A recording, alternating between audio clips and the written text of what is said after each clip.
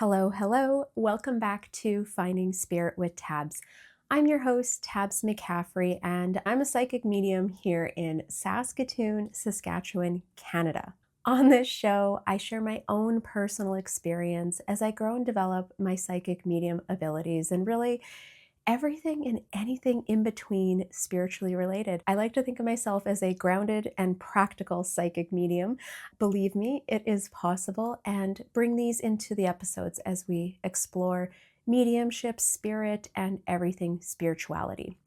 All right, so it's been a bit since I've been here. Sorry. Life has been lifing lately. It's been really crazy. I did have to take the last 2 weeks to wrap up my business taxes, so I've been doing that. But yeah, I have a really fun episode today. I'm going to be sharing my experience at the Banff Wellness Retreat and the really big moment of uncovering some deep beliefs. I got a little teary when I was writing up the notes, so hopefully I can hold myself together for the episode. But before we jump in, I just have a couple things going on with Finding Spirit headquarters. We have our next mediumship practice circle on May 29th. If you want to get a spot into that one, you can hop down below and I'll have it in the show notes, a link to join. I also have a group demonstration next week on May 15th. So if you want to come in for an evening of spirit and messages, some laughs and some tears, please come join me next week. Some of my favorite evenings, I love doing group demonstrations. I love being able to pass messages on to people. I'm going to continue doing them. I do them every other month. So definitely a highlight of my month when those demonstrations are coming up. And then the last thing I want to talk about is the Mediumship 101 class. So I taught one in April and it was such a hit. It was taken very well. Everyone did amazing. I also had a lot of people reaching out after. So I created another one on May 25th. So that is a Sunday afternoon. If you are looking to develop as a medium, if you want to learn about mediumship, clair abilities, how they come through, which clair abilities you have, and how to explore and develop those abilities. We'll also go through just like the basics of mediumship, ethics. We do a practice in the class, and then you also get a free practice circle class after. So I'll give you a coupon code, and that is included in the Mediumship 101 class. So it's a lot of value for your buck, for sure. This class will not be running until fall again. So if you're wanting to get in, this is going to be your last chance until after summer. All right, something I wanted to share with you guys before we fully jump into the episode. I have been prioritizing my health in a very big way. And I'm going to talk a little bit more about that later because this may apply to quite a few women. Looking at the demographic of people that listen to this podcast, I think this is going to apply to quite a few others. I got to talk about that. And then in the mix of the last few weeks, I also attended the Banff Wellness Retreat. I want to share the powerful experience in this episode that I had around limiting beliefs and some of the sessions that I attended, what my general thoughts were of everything. I'm going to give you a spoiler alert. It was good. I highly recommend it. So if you're like hanging on, hoping I'm gonna, dish out some things that weren't great, there was literally nothing not great. I really enjoyed my weekend. And this episode is going to be a mix of some insights from the retreat and then also a very vulnerable share about my own healing. And I think this is going to resonate with other people. I think this is going to hit home. It's around limiting beliefs, and I'll also share what you can do to discover these and how to work through them. All right, let's chat a little bit about the Banff Wellness Retreat as a whole. So my intention going to this was more just to experience and be present in the moment and really just open to anything. I didn't really have any expectations heading in. I selected the sessions I wanted to attend, but I wasn't tied to them, if that makes sense. Like I was just, there was one that I was like, I need to be in that one. And it was the perimenopause one. And just because that's really applicable to my life right now. But the other ones, I felt like I picked ones that I would enjoy, ones that I was curious about. And I was really like, let go until I got there. And then I would kind of submerge myself into them. And that's what I find is the fun part of going is to learn and to experience and submerge yourself into these experiences. The Banff Wellness Retreat is held twice a year, and there are usually 2 weekend options for each season. So they hold it in spring and in fall, and they'll have 2 weekend options for each of those seasons. I think I may be heading to the fall one. I really enjoyed the spring one.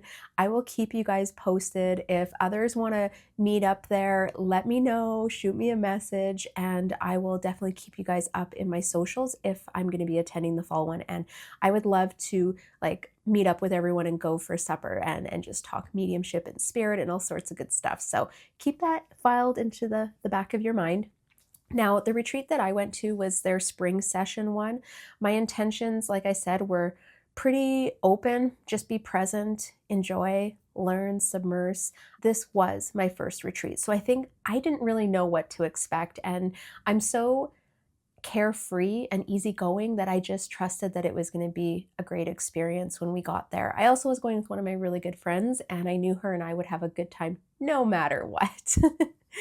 Once you're in the conference, there's 2 conference rooms, and these are happening at the same time. So you always have a choice when you're choosing your sessions between the body room or the mind room. And the body room is where you're doing more like physical stuff. You're supposed to bring a yoga mat, a blanket, and a pillow. And trust me, you're going to use them. Make sure you have like a cozy setting for those sessions, because I think it really makes a difference when you're trying to get into meditation or you're doing a sound bath or yoga. A lot of people had bolsters. I forgot to bring mine. Bring anything that you think you would need to be comfortable over an hour to 2 hour session. And then the other room is the mind room. And these sessions tend to be more of a learning type session. You're sitting in chairs. The chairs were all in rows, and it's more of like, this is the presentation, they're teaching about something, and then there's exercises to go with it. It's very complementary to each other. I felt like there was a really wide variety of sessions that I could choose between both rooms, and I was very satisfied with the sessions that I chose. Now, there are a few standout sessions that I want to share, or workshops, I guess, but these are going to be specific to me and my needs. So keep that in mind. These are not necessarily the best sessions for everyone. They were just the best sessions for me where I am in life today, right now. And the first one that I attended, and this was the very first session, and I'm so happy it was the sound bath session. I have been very hesitant to go to sound baths. They're on my radar. I've been wanting to go, but in the last few years, since perimenopause, I've had some changes in my hearing, and certain pitches really, they like, they almost like hurt my head. I don't know how to describe it. So the sound of pots, like when I stack my pots in the drawer after I wash dishes, that sound of them hitting, just the sound of that will send a jolt through my brain and my body. And there's just been various sounds and pitches that have bugged me. So I have been hesitant going to a sound bath. I felt like this was probably a safe setting to try it. And if it didn't work, I could always step out. Now, if you have the same holdback or hesitation because of your hearing, I want to assure you I had 0 issues. 0 issues. It was absolutely beautiful, amazing, soul touching, healing. Like, oh, I can't wait. I'm going to be seeking out some more locally and trying to go once a month, just because it felt so good. It felt so good within my body. I'm also going to try and buy a chakra set of crystal bowls before the end of the year. That is like on my bingo card for 2025. Try and find myself a set of crystal bowls. I don't think I'll be doing sound baths, but I would like them for my own meditation and my own healing, and maybe helping healing with like friends and family. I don't do a lot of energy work. I'm a Reiki level 2, but I always say I'm a communicator. So I talk with spirit, I talk with spirit guides, I talk with the Akashic records. I don't necessarily consider myself like a hands-on energy healer, although I got a whole story there about some energy healing that I did on myself. It was wild. I didn't even include it in here. Oh my gosh. Okay, well, I'm just going to tell you the story right now. So, one of the sessions, I can't even remember which one it was. It had to do with energy work, and she kind of like got us to do some breath work before and then place our hands and rub them together. So, you can do this with me right now. If you are somewhere where you can try this, try it with me. You're going to rub your hands together, palm to palm, until you start to feel some friction. So I'm going to do it over here so it's away from my microphone. Now, once you feel that heat and that friction build, I want you to place your hands like a centimeter or half an inch apart, and I want you to feel that heat and that energy. And then you can kind of play with it, separating your hands more, bringing them closer, doing that, and see how far you can stretch it with still feeling that energy.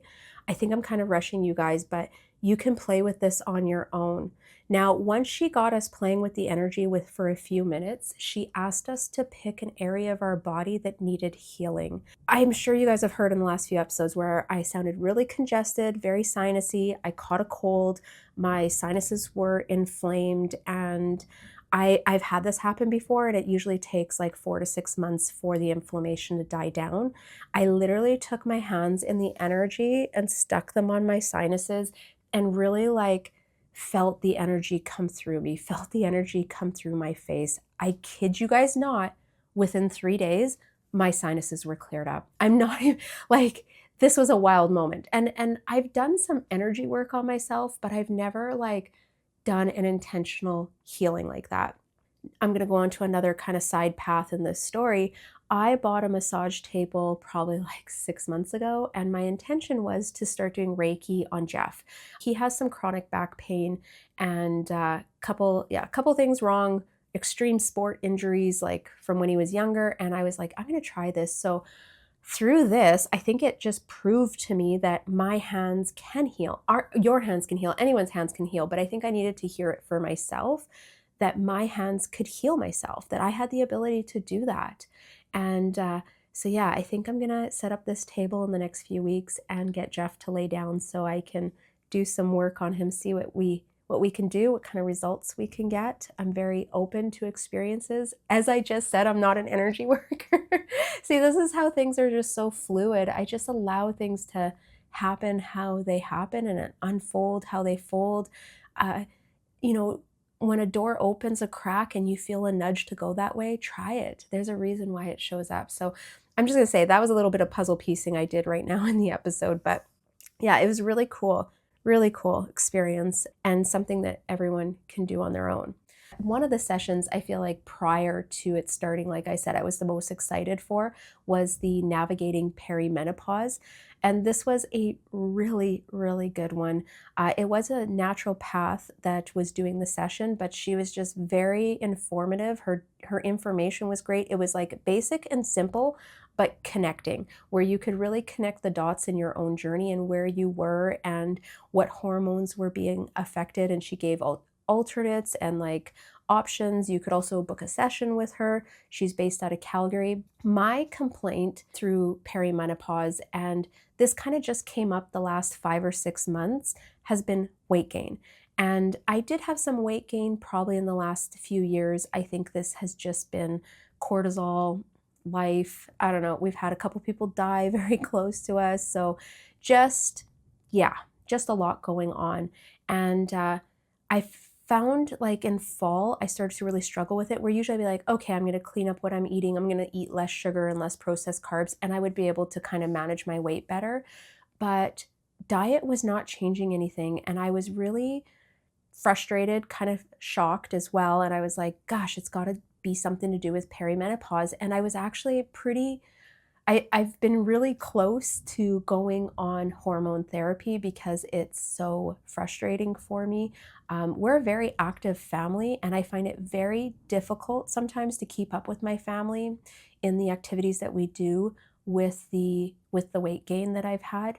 So I was like, I really need to start taking better care of myself. And I think as we start to lose parents, so we've lost 2 parents already, and both with rare diseases, but it really has you start looking at your own health and taking better care of yourself. Although like both of these diseases had nothing to do with them not taking care of themselves. It just makes you really value your health, I think. So through her session, she explained that the weight gain is often caused by insulin resistance, which is caused by the decrease in the progesterone, and it's a gradual decrease. I am not a doctor. This is not medical advice. This is just what I learned in that session. She encouraged us, if we were struggling with the weight gain, to explore insulin resistance. And she was like, you should book like an appointment with your doctor, have some tests done, and then you can build a plan from there. Well, I'll tell you this, healthcare workers are the last people to book a doctor's appointment. So as soon as we were done there, I started Googling it. I went on YouTube and I found some methods to fight that insulin resistance, especially the one associated with perimenopause.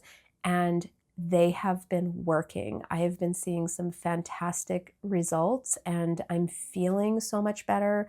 I feel focused. I feel like I have the ability to get more things done. I'm sleeping better. I have a girlfriend at work that's also doing this with me, and she has had troubles with sleep for 2 years, and she's like, I am sleeping like a baby. So if you are interested, we are doing intermittent fasting for perimenopause, and it's something that you can look up. And before you jump on that and say that I'm starving myself, I promise I'm not. I'm still consuming like 16 to 1700 calories a day. I'm just making my body basically get into ketosis for some of the hours of the day. And so I don't have that resistance to insulin. I'm trying to build it so that my body reacts to insulin when it comes in.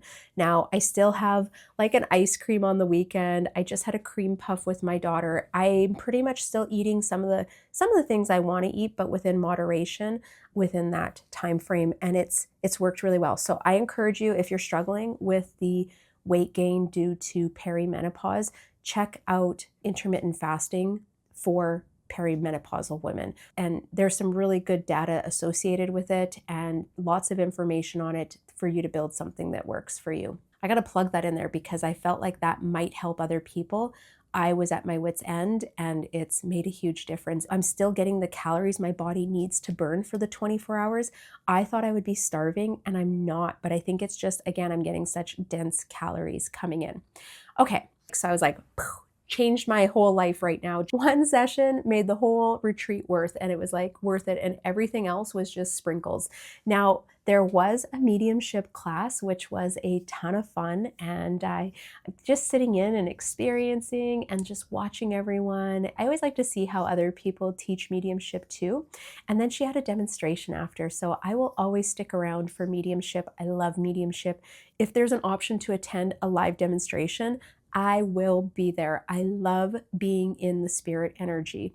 So yeah, that was really cool. Very, very fun to be a part of and to witness and watch and see people get messages. And then another one of my faves was in the body room, and it was the Sacred Heart Journey. This one, I was like cozy on my mat with my little pillow and blanket, and we did a journey through meditation, and it was like, I don't even know how long it was. It was probably an hour meditation.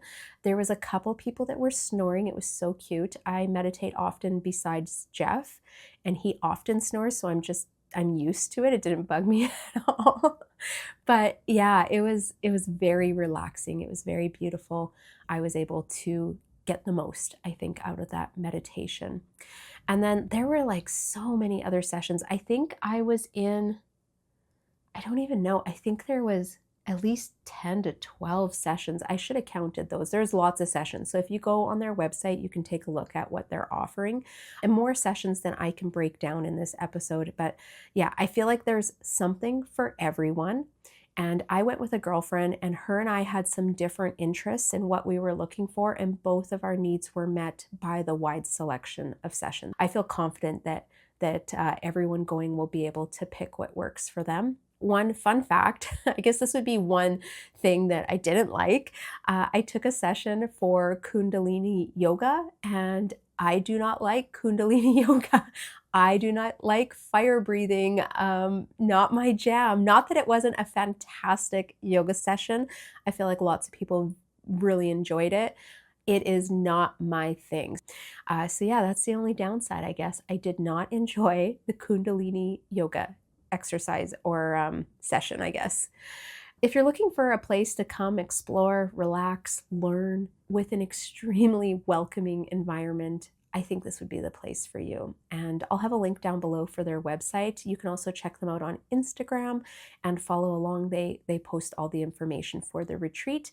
I'm going to get into my big breakthrough session, but I do want to say too, there's a good chance I'll be at the fall one. And so if you go too, we could all meet up and go for like a supper. I think that'd be really nice. Just something fun to get a bunch of like-minded people together as well. All right.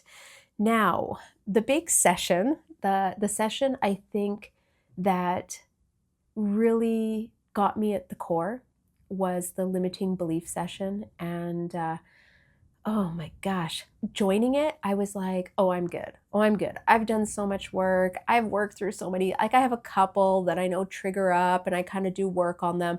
But generally, I'm foolish and I think I'm quite healed. Foolish, let me tell you, foolish. I am the Fool card. So yeah, I was feeling pretty good. She had a bunch of info just explaining what limiting beliefs and how they come into our lives and how we hold on to them and how it's really hard to let go of them. And I was noting things down because this is something I do work with clients, and a lot of her stuff was very similar to how I approach it too. And then she's like, okay, we're going to do an exercise. And she kind of starts us through this process. It's a little bit of like some breath work and meditation.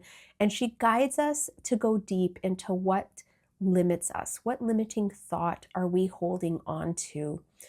And I think this could totally be repeated at home with some meditation music or like a guided one off of YouTube, a guided meditation for limiting beliefs. I think you could do the same type of thing. So I'm sitting there and all of a sudden I'm just like, my mind just kind of slips into that meditative state and this belief pops up and I'm like, oh, I don't like how that one makes me feel. I don't like the emotions associated to this. So I write it down and it says, I am not worthy. Yeah, that one came from deep, deep down. And that's what she wanted us to do. So I feel like the entire room went deep. We all got some deep ones. Now, what are the roots or, the impact that this has had on my life? Writing it down really brought up some emotions for me. I know that this stems back to my childhood. I don't have a dad. My mom left my biological father when I was 3. He was very abusive and an alcoholic. I think deep down, I've always struggled with proving myself worthy to those around me. Kind of like I'm worth keeping. Even though I know that he was not a good person, my biological father, there's still a bit of abandonment in there that, I wasn't good enough. And that's going to stem from a very young age. And I think that pattern with people coming into my life as my mom dated, my mom had me when she was 18 years old. So there are quite a few relationships and dating that happen. And I think people just coming in and out, really just kind of built this loop that I wasn't worthy enough for people to stick around. And as an adult, you like look back and you think I don't want to cry, how foolish to think that way. Like, come on, girl, like you are worthy. That has nothing to do with you, but it's still there. Like it's still there. And the emotion and the memories that surfaced with it really hit me hard. I was very caught off guard and surprised in this session.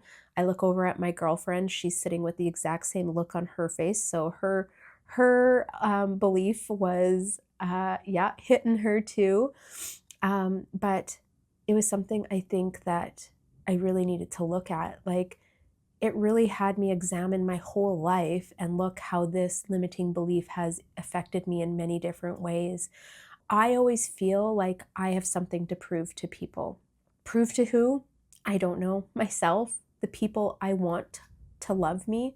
I don't think I've ever really pieced it together until the retreat, until that session where I kind of put it together. And I was like, that's why I'm an overachiever. That's why I work so hard. That's why I'm always trying to, be worthy to the people around me, that they will keep me and love me, I guess, basically. It sounds so childish, but I think the origin of it just, it all makes sense. It all makes sense to me.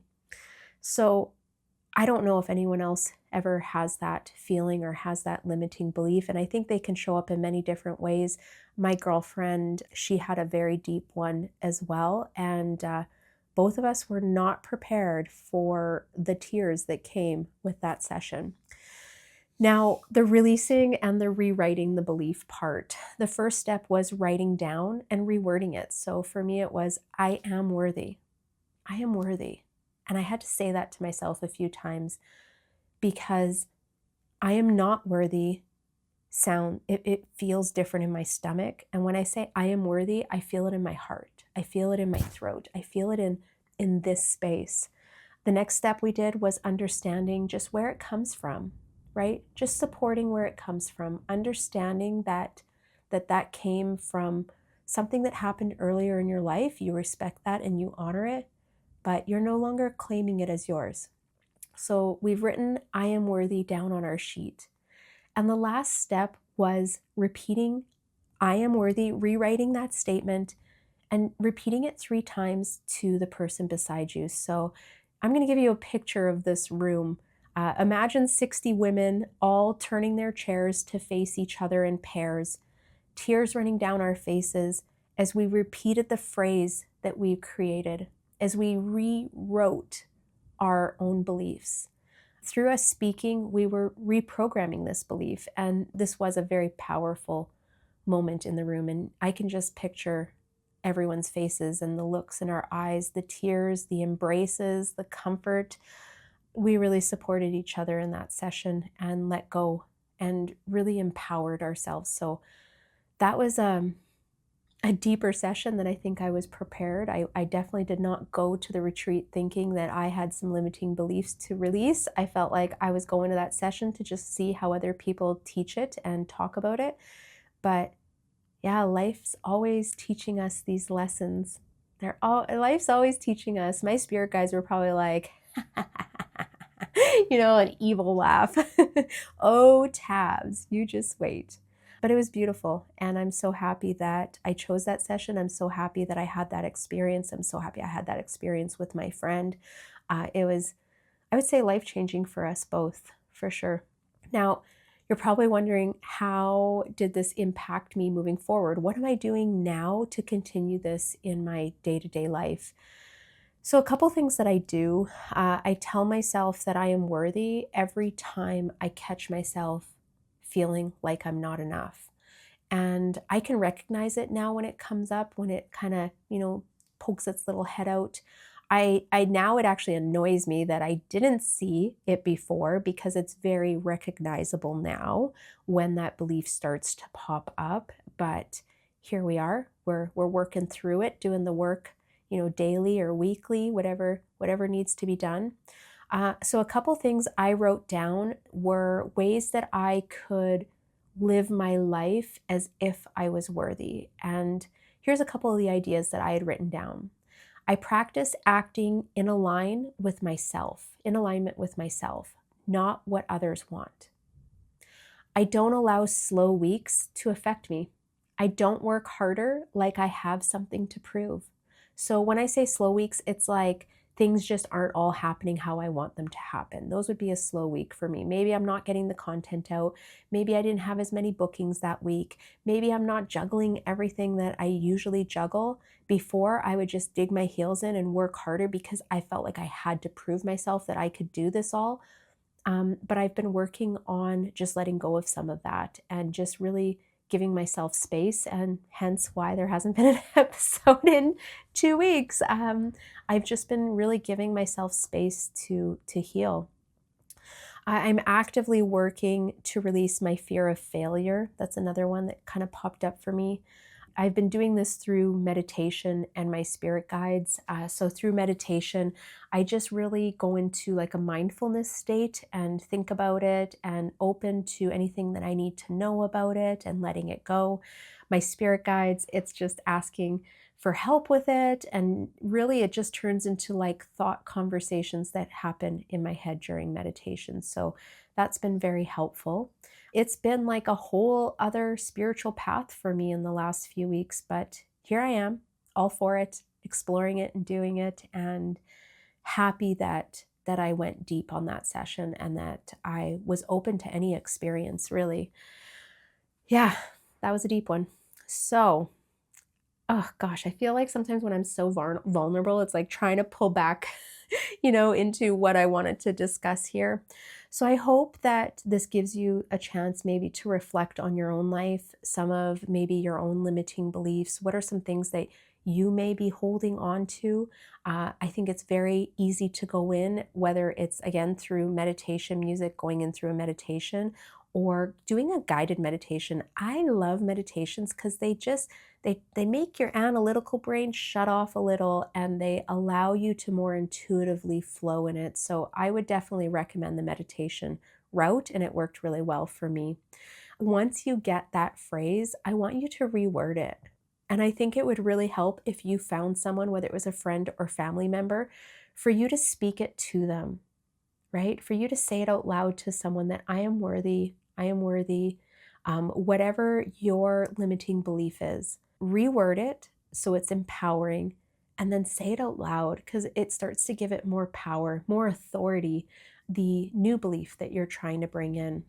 And then I think it's finding ways, kind of like how I'd given you guys some examples, finding ways to live in alignment with what that new belief is. So the person with that belief, that new belief, that empowered belief, what would they do differently? How would they live their life differently? Note those things down.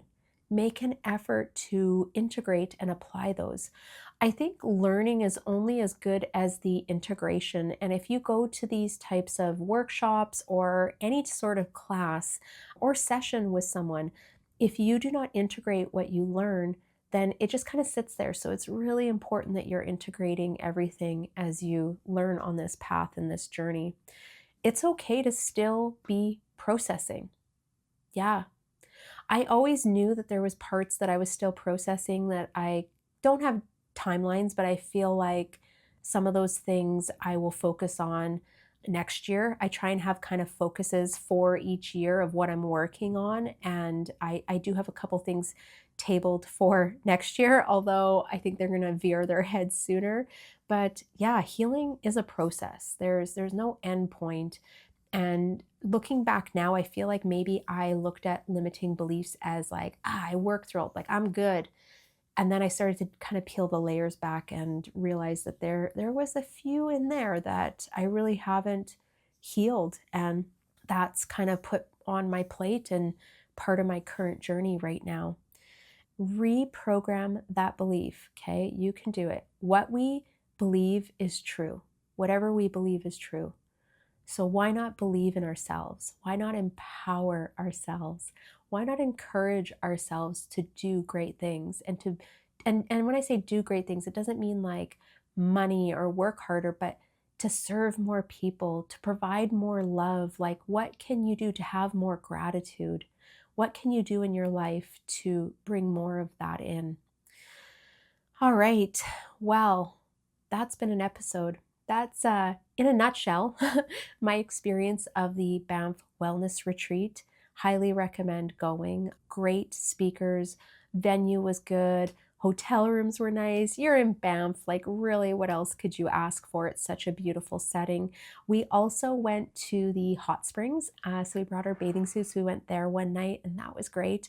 And if you are in Banff, I want to recommend the fondue place. I feel like there's only one fondue place. It's on the main drag. It was amazing, amazing. I would put a reservation in there if you're in Banff.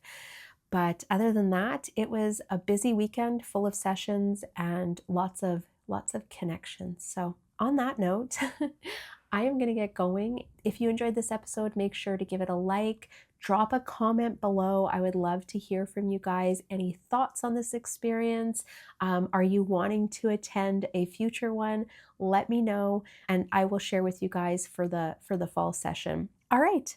Well, thank you for walking this path with me and for being patient through the weeks where I just don't have episodes put out, but trust me, I am doing some inner work stuff and just always walking this path with me as we find spirit. All right, I will see you next time. Take care. Have a wonderful weekend. Bye.